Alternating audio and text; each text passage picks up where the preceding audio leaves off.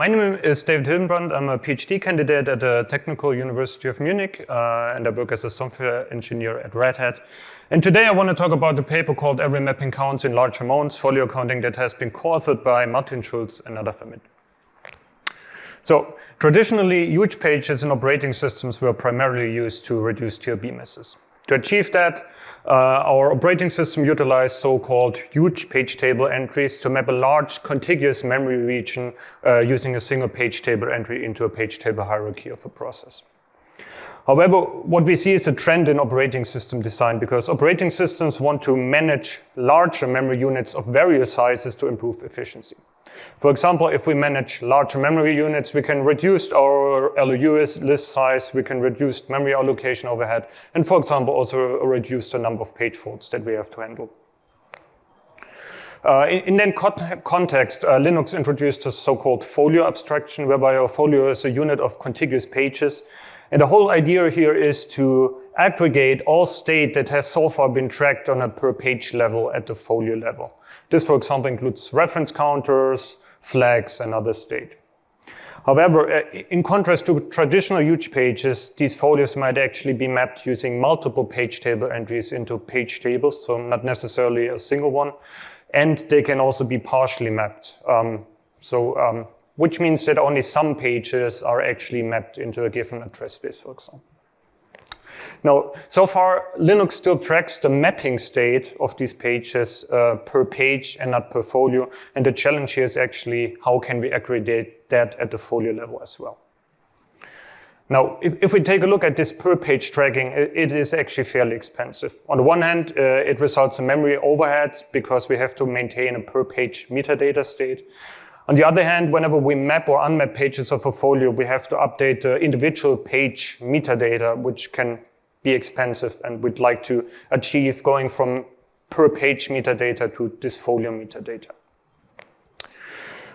However, this per page metadata or this per page state, mapping state, is so far still used to determine whether a page is exclusively mapped into a single address space or whether it is mapped into multiple address spaces. And this decision is actually crucial for various reasons. For example, it's required to enforce multiple operating system policies, such as when a user space wants to page out a contiguous region of his virtual address space. But it's also relevant when we want to calculate memory statistics, such as the unique set size of a process. Also, it's relevant for performance reasons. For example, when we want to reduce redundant copy and write operations after the fork system call, when pages are no longer shared with other sub-processes, but they're again exclusive, and we can avoid page copies. So, in summary, we're looking for a new folio accounting way, how we track these mappings, and we want to go from this per page tracking to a folio tracking, but at the same time be able to identify whether a folio is mapped exclusively or whether a folio is mapped shared. To understand the challenge, let's first take a look at some details at the per page map count. Traditionally, Linux uses this per page map count for two reasons. On the one hand, it corresponds to the number of page table entries that map a page, but traditionally it also corresponds to the number of address spaces that map a page. So to determine whether a page is exclusive, we can take a look at the map count. If it's one, it's exclusive. Otherwise, we can consider it as shared. However, as soon as we try to aggregate these map counts at the folio level, we actually run into an issue because the number is no longer expressive to reliably identify whether a folio is exclusive or whether it is shared. So if we take a look at the examples on the left, even though the aggregated sum of all of these map counts is 4 in these three examples, we would actually only consider the lower part as exclusive, so the example on the bottom. Now, one possible solution would be, why don't we simply track the number of address spaces that map a folio, of course. However, as page table mappings to a folio can be updated independently, this actually means that we would have to track per folio and per address space how many mappings exist.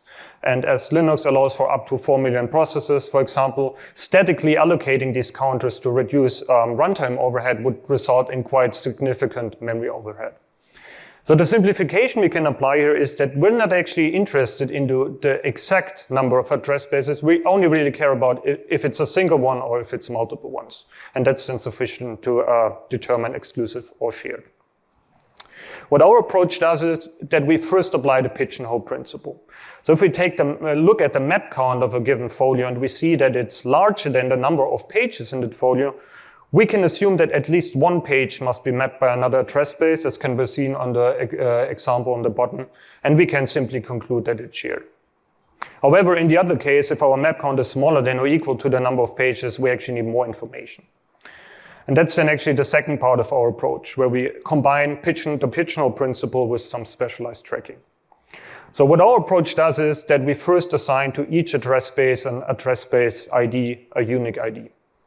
Also, we track per folio not only the aggregated map count, but also a value which we call address space aggregator. Whenever we add a page table mapping to a page that's part of a folio, we first increment the map count, which is easy, and then we add a value called address space ID unit to the address space aggregator of the folio. And we derive this value from our given address space ID and the number of pages in the folio. Now, can we actually make use of this information to reliably determine whether a folio is mapped exclusive or shared? Well, assuming we have a suitable address space ID unit and we know that our given address space maps the folio at least using one page table, and we can actually make a decision. So if we compare the value of our address space aggregator with the product of the map count and the address space ID unit and the values match, we can actually conclude that it's exclusive and not shared. But how do we actually derive this address space ID unit? Because this is relevant for correctness here. What we do is we take a look at the bit representation of our address space ID and we interpret it in the basis of folio number of pages plus 1. Intuitively, this means that we maintain a single counter per bit in our address space ID, and we compress all of these counters into a single large value. The main point here is that no overflows are possible between these counters as long as the map count is smaller than or equal to the number of pages, which is exactly the condition which our pigeonhole principle ruled out. So if we take a look at a simple example, let's assume that our address space ID is 2, 1-0 binary, and we have 512 pages in our folio, which usually corresponds to a 2 megabyte transparent huge page. We essentially get an address space ID unit of 1-0 and the base is 513, or simply the value 513. If you're interested in more examples and more details, feel free to take a look at the paper. In our paper, of course, we evaluate our approach and we try to compare it against the current approach that's used in upstream Linux. Our approach is called Folio Map, which extends the current approach in Linux, which we call baseline. And the baseline is essentially upstream Linux in the version 6.7, where we apply so-called multi-size THP patches. These patches have in the meantime been integrated into upstream Linux, and they essentially allow for fine-grained control of the folio sizes that we can use. In one of our micro-benchmarks, we want to find out what the effect of our approach is on core operating system primitives, such as the fork system call and the munmap system call. So one micro-benchmark allocates 1 gigabyte of folios of a given size to then either call the fork system call or the munmap system call. In case of fork, we create a new child process and we map all of the folios that we allocated into our child process. In case of munmap, we essentially unmap all of these folios. As we can see from the results, our approach is able to achieve a speed up in fork of up to 1.9, and in case of munmap, up to 4.2. In another experiment in our paper, we evaluate the effect of copy and write impact on Python. We essentially use a multi-process Python program, a very simple one, that allocates 1 gigabyte of memory, shares that memory using copy and write with 8 child processes, waits until these child processes quit to then modify the memory again. What happens here is if an operating system is able to optimize for copy and write reuse, so that the folios are actually no longer shared after the child processes quit, that we can reuse these folios and avoid expensive copy and write operations. It's worth noting here that current upstream Linux, the baseline, is only able to optimize for that when the folio is mapped with exactly a single page table entry. In contrast, our approach is able to optimize this case for all folio sizes just naturally. If we take a look at the results, our approach essentially avoids any unnecessary copy and write operations during this test and is able to achieve a speedup of up to 1.6. It's worth noting here that this speedup is on the one hand because we avoid these unnecessary copy and write operations, but also because forking to create these child processes and waiting for these child processes to quit is faster because we optimize, for example, the fork in the munmap system call.